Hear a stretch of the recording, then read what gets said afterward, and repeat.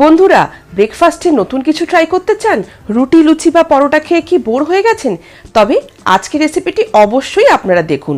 সুজি, সামান্য কিছু আলু সিদ্ধ আর তার সাথে আটা মিশিয়ে বানিয়ে নিয়েছি আজকে দারুণ স্বাদের হেলদি, ক্রিস্পি, ক্রাঞ্চি, ফুলকো ফুলকো, মশলাদার, দারুণ টেস্টি সুজি আলুর পুরি, যেটিকে আপনারা এমনি এনজয় করতে পারবেন। বানানো কিন্তু ভীষণই সোজা। ঝটপট দারুণ স্বাদের এই পুরি কিভাবে বানাবো, তাহলে চলুন দেখে নেওয়া যাক আজকের ভিডিওটি। আজকের এই দারুণ স্বাদের মশলাদার সুজি আর আলুর পুরি বানানোর জন্য প্রথমে নিয়ে নিচ্ছি সুজি। এখানে আমি মেজারিং কাপের হাফ কাপ সুজি ব্যবহার করেছি। সুজিটাকে ব্যবহার করার আগে একটু মিক্সিং গ্রাইন্ডিংয়ে জ্বালিয়ে নেবেন, তাহলে সুজির দানাগুলো একেবারে মিহি হবে আর আমাদের পুরিটার টেক্সচারও কিন্তু অসাধারণ হবে। এই হাফ কাপ সুজির জন্য এবার নিয়ে নিচ্ছি হাফ কাপ গরম জল। একদম ফুটন্ত গরম জলকে সুজির সাথে আমরা 5 থেকে 7 মিনিট ভিজিয়ে রাখবো। এইভাবে সুজিকে গরম জলের মধ্যে ভিজিয়ে রাখলে সুজির দানাগুলো একেবারে নরম হয়ে যায় আর তাতে আমাদের পুরির টেক্সচারটাও কিন্তু অসাধারণ হয়।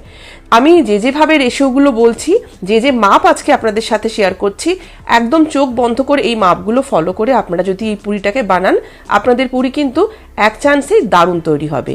তো চলুন আমরা ফিরে আসছি 5 থেকে 7 মিনিট পর। দেখুন, প্রায় 7 মিনিট পর ফিরে এসেছি আর গরম জলে সুজিটাকে এভাবে ভিজিয়ে রাখার জন্য কত নরম, একেবারে সন্দেশের মতন সফট স্মুথ তৈরি হয়ে গেছে আমাদের এই সুজি। এবার চলুন নেক্সট আইটেম হিসেবে নিয়ে নিচ্ছি আলু সিদ্ধ। হাফ কাপ সুজির জন্য হাফ কাপ আলু সিদ্ধই লাগবে। তো আলুটাকে যখন মাখবেন চেষ্টা করবেন যেন এর মধ্যে কোনো রকমের দলা বা গুটি না থাকে। দেখুন, এরপর পরপর দিয়ে দিচ্ছি সামান্য একটু স্বাদ মতন লবণ, 2 চিমটে হিং, দারুণ লাগে তার স্বাদ, আর হাফ চামচ করে দেব গোটা জিরে, আর দিয়ে দিচ্ছি রেড চিলি ফ্লেক্স। এই রেড চিলি ফ্লেক্সটা একদমই অপশনাল। ছোটদের জন্য যদি বানান তাহলে এটিকে অবশ্যই অ্যাভয়েড করতে পারবেন। আর রেড চিলি ফ্লেক্স না থাকলে আপনারা কাশ্মীরি লাল লঙ্কার গুঁড়ো দিতে পারেন। সামান্য একটু জোয়ানকে হাতে নিয়ে একটু ঘষে তারপরে দিয়ে দিলাম। এইভাবে দিলে জোয়ানের গন্ধটা খুব সুন্দর আসে।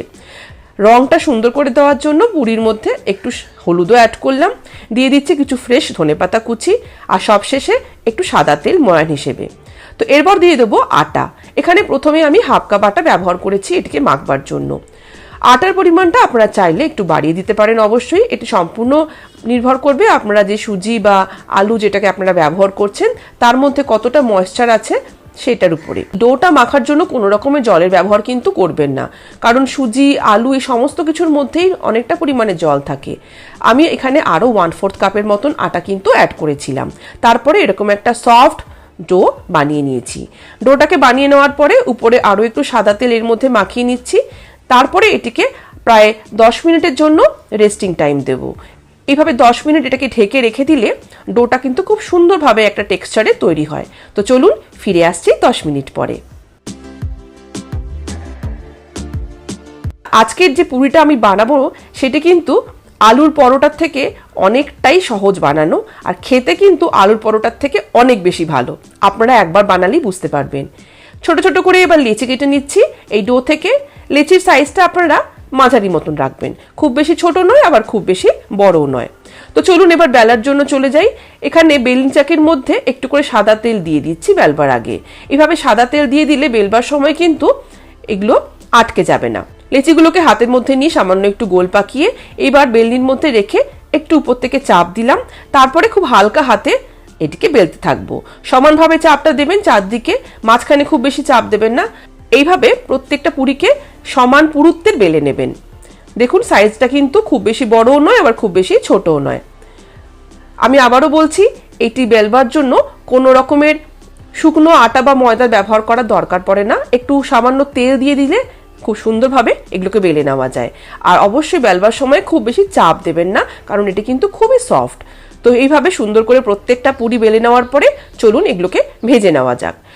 তো তার জন্য একটা বড় কড়াইতে সাদা তেল দিয়ে প্রথমে সামান্য একটু ডোয়ের টুকরো তেলের মধ্যে ছেড়ে দেখে নিচ্ছি তেলটা ভালো করে গরম হচ্ছে কিনা।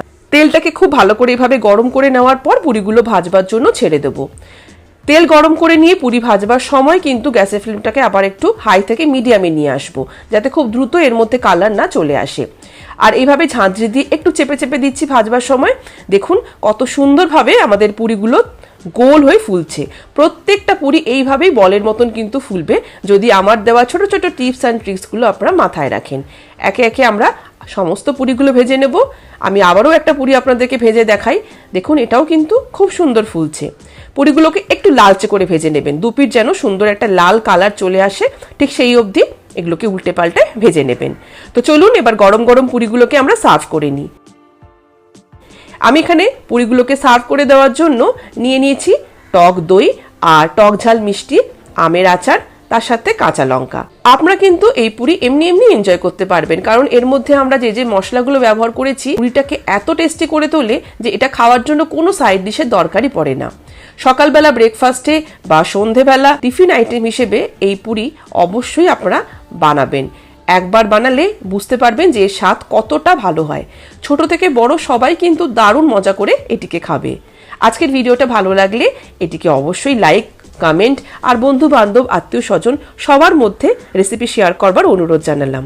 আমার চ্যানেলটিকে যদি প্রথমবারের জন্য ভিজিট করেন তো অবশ্যই চ্যানেল থেকে যাওয়ার আগে চ্যানেলটিকে সাবস্ক্রাইব করে যাবেন। সবাই ভালো থাকবেন, সুস্থ থাকবেন। আবারও চলে আসবো অন্যদিন অন্য কোনো মজার ভিডিও নিয়ে। আজ আসলাম, নমস্কার।